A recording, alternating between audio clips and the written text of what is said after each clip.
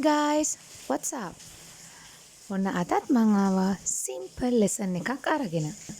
අපිට නම් මෙහෙ හොඳටම වහිනවා. It's wet outside. So I thought to talk about the rain. ඒක නිසා අද මම හිතුවා වැස්ස ගැන කතා කරන්න කියලා. වැස්සෙත් තියෙනවා ලස්සන vocabulary එකක්. චූටි පොද වැස්සට, සාමාන්‍ය වැස්සට, මොරසූරන වැස්සට මේ වැස්සේ ඉන්ටෙන්සිටි එක අනුව තියෙන වචනත් වෙනස්.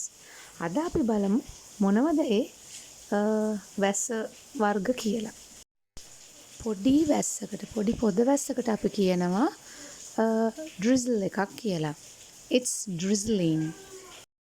එතකොට සාමාන්‍ය වැස්සකට අපි කියනවා it's raining. It's raining. ඊළඟට heavy rain එකකට, ගොඩක් තද වැස්සකට අපි කියනවා it's pouring. It's pouring. දැන් ඔයගොල්ලෝ දන්නවා pour කියලා කියන්නේ වක් කරනවා කියන අදහස. එතකොට වතුර ගොඩ වැක්කිරෙන තරමට වහිනවට අපි කියන්නේ it's pouring.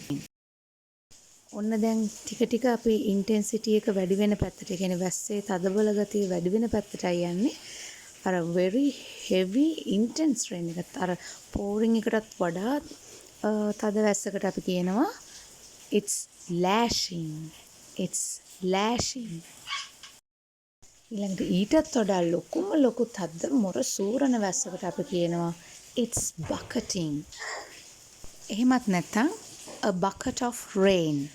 A bucket of rain. ඉතින් වැස්ස ගැන කතා කරපු නිසා මට මතක් වුණා ඉඩියම් එකක් වැස්ස ගැන තියෙන. ඔයගොල්ලෝ ඔක්කොම දන්නවා ඉඩියම් එකක් කියලා කියන්නේ පිටින් පේන තේරුමට වඩා හැංගිච්ච තේරුමක් දෙන හරි funny verses තමයි idioms කියලා කියන්නේ. එතකොට වැස්ස ගැන තියෙන හරි famous idiom එකක් තමයි it's raining cats and dogs. It's raining cats and dogs.